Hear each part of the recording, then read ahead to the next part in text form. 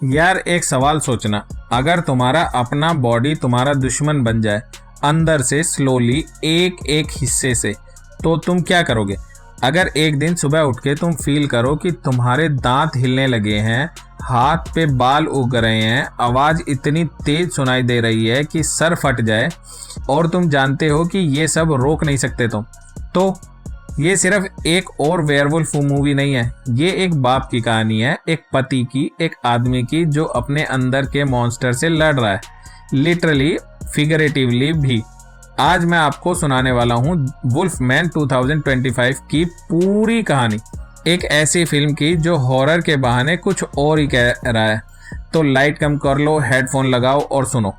साल था 1995, ओरेगन के रिमोट माउंटेन। ये जगह ऑलरेडी क्रीपी है, डेंस जंगल है, कोई सिग्नल नहीं है, नियरेस्ट टाउन घंटों दूर है, और यहाँ एक हाइकर गायब हो गया। बस पुफ, कोई ट्रेस नहीं मिला। अब लोकल ने इस चीज को एक नाम दिया, हिल फीवर, एक अजीब सा वायरस जो उनके कहने के मुताबिक वाइल्ड लाइफ के इंसानों में ट्रांसफर होता था। लेकिन जो पहले से वहां रहते थे नेटिव अमेरिकन ट्राइब्स, उनके पास इस चीज का एक अलग नाम था, मेलिगन ओंडेवान, मतलब फेस ऑफ द वुल्फ।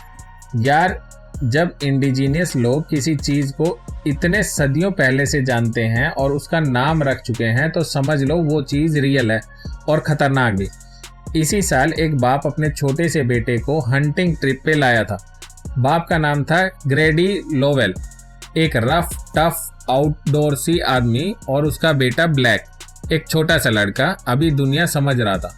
जंगल में घूमते हुए अचानक ब्लैक ने कुछ देखा, दूर ट्रीज के बीच एक ह्यूमनाइड क्रिएचर, ना बिल्कुल इंसान ना बिल्कुल जानवर, कुछ बीच का, कुछ ऐसा जो होना नहीं चाहिए। ब्लैक का दिल बैठ गया। ग्रेडी ने फौरन रिएक्ट किया, उसने ब्लैक को उठाया और ले गया एक एलिवेटेड हंटिंग ब्लाइंड में। ये एक रेज्ड प्लेटफॉर्म होता है जो हंटर्स यूज करते हैं, ऊपर ट्रीज के बीच जमीन से दूर।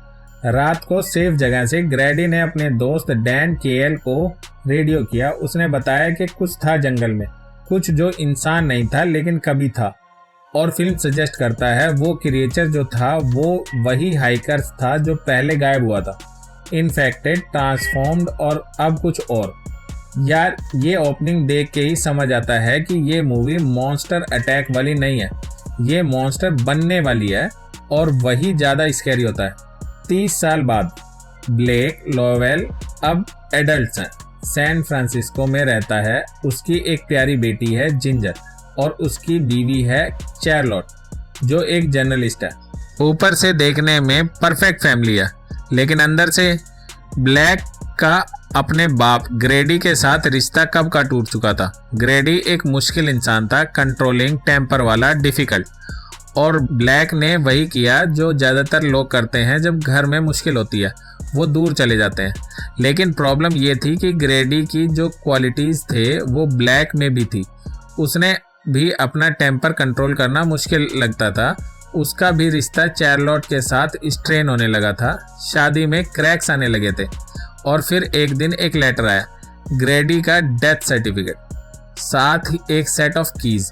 ग्रेडी मिसिंग हो गया था और ऑफिशियली उसे डेड डिक्लेयर कर दिया गया था, और उसने अपना चाइल्डहुड होम ब्लैक के नाम कर दिया था। ओरेगन के जंगल में वही घर। ब्लैक के लिए ये एक कॉम्प्लिकेटेड मोमेंट था, एक बाप से जो कभी कुछ कहना चाहते थे, अब वो मौका चला गया, और एक घर जो बचपन की मेमोरीज से भरा था, कुछ अच्छी कुछ दर्दनाक। उसने डिसाइड किया फैमिली के साथ जाएगा, ग्रेडी का सामान पैक करेगा, और शायद इस ट्रिप में वो चार्लोट के साथ भी अपना रिश्ता थोड़ा ठीक कर पाएगा। Road trip to Oregon. यार अगर मैं कहना चाहूँ तो ये classic let's fix our marriage on a trip plan है। फिल्म में ये कभी काम नहीं करता, रियल लाइफ में भी शायद नहीं करता, लेकिन हम सब ट्राई करते हैं। ओरेगन के जंगल में पहुंचने के बाद ऑब्वियसली जीपीएस काम नहीं कर रहा था, dense forest, no signal, unfamiliar road. तब उन्हें मिला डेरेक, डैन केएल का बेटा, वही डैन जो ग्रेडी का दोस्त था, जिसे 1995 में ग्रेडी ने रेडियो किया था। डेरेक ने ऑफर किया कि वो गाइड करेगा इन्हें ग्रेडी के घर तक। सेफ हैंड्स, फैमिलियर कनेक्शन, ठीक है।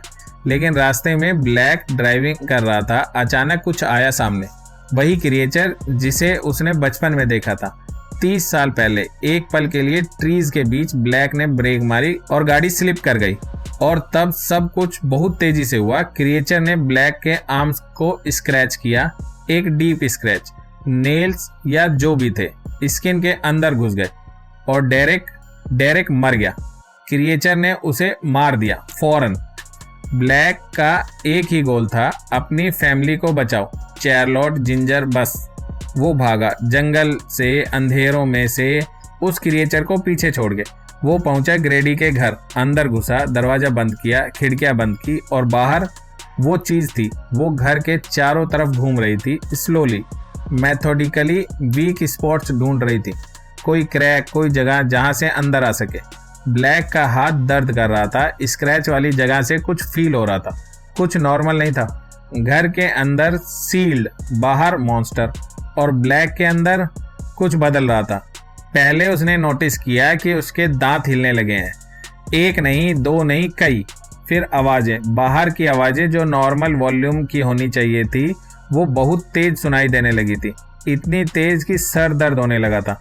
चार्लोट की आवाज, जिंजर की सांसें, दरवाजे की एक क्रीक आवाज, सब एम्पलीफाइड, सब ओवरवेलमिंग। और फिर स्मेल्स, वो चीजें जो पहले नॉर्मल थी, खाने की स्मेल, वुड की स्मेल, चार्लोट का परफ्यूम, सब कुछ इतना इंटेंस हो गया कि नॉजिएटिंग था।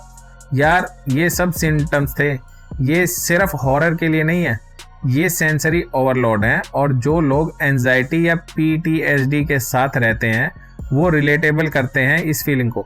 दुनिया बहुत ज़्यादा हो जाती है एकदम से, और ब्लैक जानता था ये उस स्क्रैच की वजह से है। तब बाहर से क्रिएचर ने एक पेट डोर, छोटा सा डोर जो नॉर्मली पेट्स के लिए होता है, उसी से हाथ घुसाया, ब्लैक को अटैक किया। चार्लोट ने हाथ उठाया, एक हैमर, और क्रिएचर के हाथ पे मारा। वो पीछे हट गया, ब्लैक फेंट हो गया, और जब वो होश में आया, चार्लोट ने देखा उसकी मोटर फंक्शन जाने लगी थी। मतलब हाथ ठीक से काम नहीं कर रहा था, पैर ठीक से काम नहीं कर रहे थे, कोऑर्डिनेशन चला गया था। और सबसे स्ट्रेंज, सबसे फ्राइटनिंग, ब्लैक को लैंग्वेज नहीं समझ आ रही थी। चार्लोट जो बोल रही थी वो वर्ड्स ब्लैक के दिमाग में प्रोसेस नहीं हो रहे थे। वो सुनता था लेकिन मीनिंग गायब थे, जैसे एक अलग ही डायमेंशन में वो लोग बात कर रहे थे। ये एक अलग लेवल का हॉरर था। जब अपनी बीवी की आवाज़ सुनाई दे लेकिन समझ ना आए, जब अपनी बेटी की आवाज़ सुनाई दे लेकिन रिश्ता फील ना हो, ब्लैक की बॉडी का कंट्रोल उससे छूट रहा था। One piece at a time. Canine tooth develop होने लगे, शार्प पॉइंटेड, नाइट विजन आ गई। अंधेरा अब उसे खत्म नहीं लगता था। बाल सर से उठने लगे, बॉडी पे पैचेस में आने लगे, स्किन ब्लॉची हो गई, पैचेस में डिस्कलर्ड हो गई। वो अपनी फैमिली से खुद को दूर रखना चाहता था, लेकिन क्रिएचर बाहर था, जाना सेफ नहीं था। सच में इस फिल्म का जो ट्रांसफॉर्मेशन है ये रियलिस्टिक हॉरर है। वेयरवुल्फनेस की तरफ जाना फिजिकली एक एक स्टेप में दिखाया गया है, ड्रामेटिक नहीं, स्लो और पेनफुल चेंजेस। और इसी वजह से ये फिल्म अलग फील करती है। वरना ज़्यादातर फिल्मों में क्या होता है, जैसे ही वेयरवुल्फ बने सुपर पावर आ गई, सुपर स्ट्रेंथ आ गई, हैं वॉल्वरिन टाइप के क्लॉज आ गए, और बस तुम सब कुछ सही चलने लगता है। लेकिन इसमें दिखलाया है कि रियल में वेयरवुल्फ कितना टेरर होता है। अंदर सिर्फ बैठना पॉसिबल नहीं था, क्रिएचर ढूंढता रहेगा, सप्लाईज नहीं रहेगी, कोई सिग्नल है नहीं। चार्लोट ने डिसाइड किया ग्रेडी का पुराना ट्रक वो गराज में था, अगर वो स्टार्ट हो जाए तो वो निकल सकते हैं जंगल से।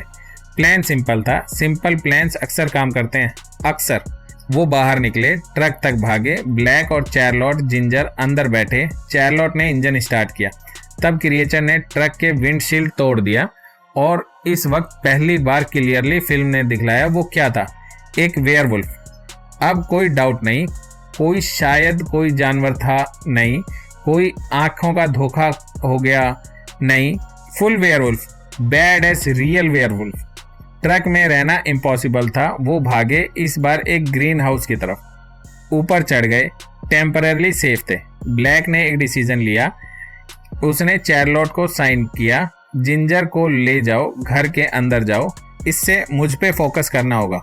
और वो खुद जंगल की तरफ भाग गया, क्रिएचर को अपने पीछे ले गया। एक बाप ने अपनी बेटी को बचाने के लिए मॉन्स्टर को अपनी तरफ खींचा। ब्लेक लिंपिंग था, बॉडी में ट्रांसफॉर्मेशन ज़्यादा हो गया था, चलने में तकलीफ होने लगी, सोचने में तकलीफ होने लगी, लेकिन वो वापस आया घर। और यहाँ कुछ ऐसा हुआ जो बहुत स्ट्रेंज था।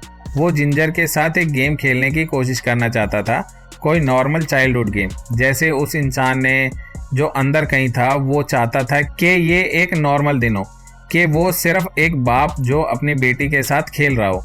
लेकिन बॉडी ने साथ नहीं दिया। ब्लैक ने वॉमिट किया और उसमें था एक वेयरवुल्फ की फिंगर।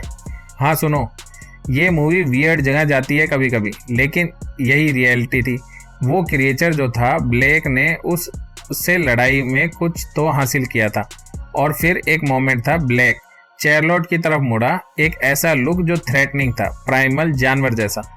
कुछ अंदर था जो उसे मोमेंट्स में कंट्रोल ले रहा था, लेकिन ब्लैक ने अपने आप को रोक लिया।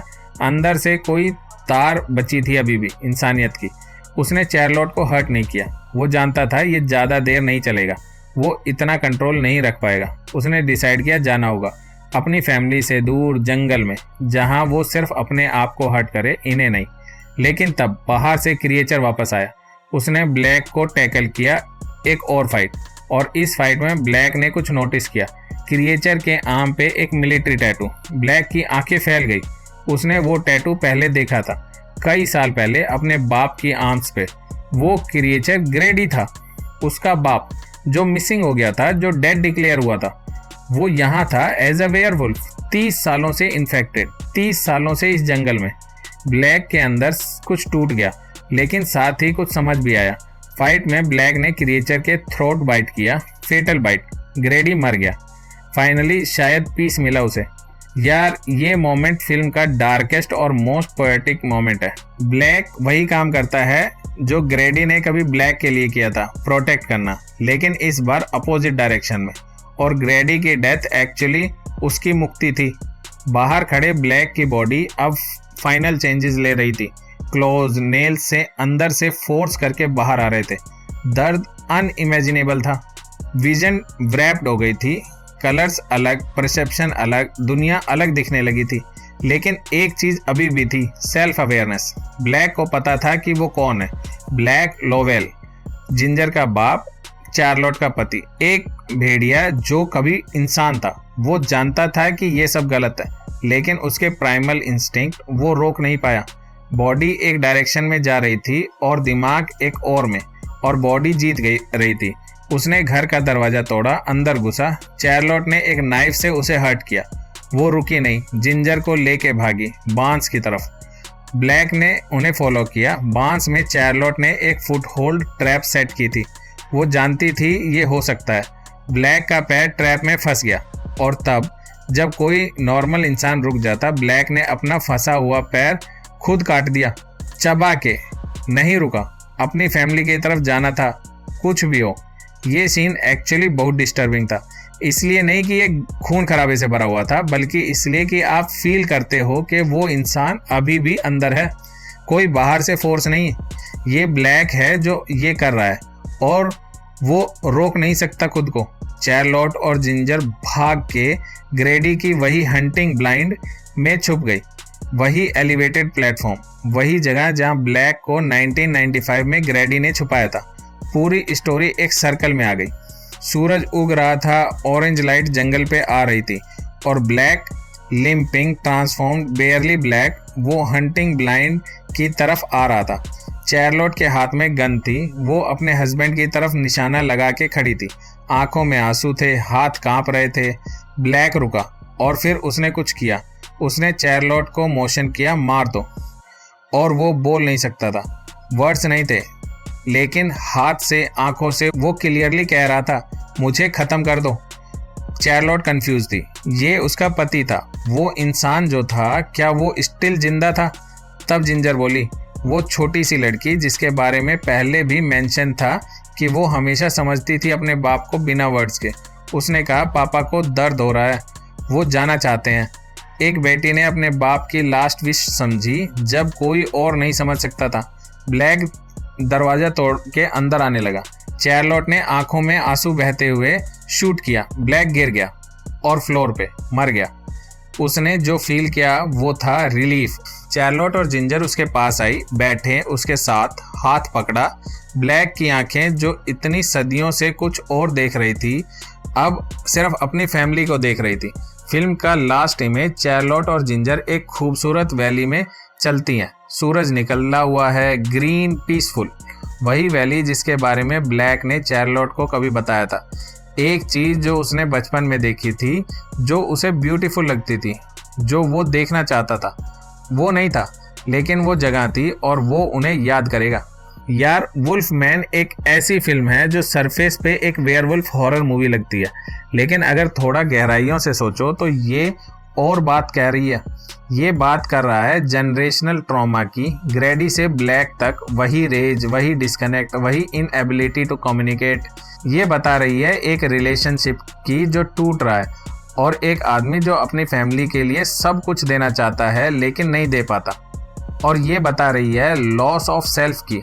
जब तुम फील करो कि तुम खुद को नहीं पहचान पाते, जब बॉडी और दिमाग अलग डायरेक्शन में जाने लगते हैं, जब तुम अपने आप से लड़ रहे हो और हारते जाते हो। ब्लैक का एंडिंग ट्रेजिक है लेकिन पीसफुल भी है। उसे वो मौका नहीं मिला जो वो चाहता था, अपनी फैमिली के साथ जिंदगी, लेकिन उसने उन्हें प्रोटेक्ट किया आखिर तक। अगर वीडियो अच्छा लगा हो, लाइक और सब्सक्राइब जरूर करना, और कमेंट्स में बताओ कि आगे कौन सी मूवी एक्सप्लेनेशन चाहते हो।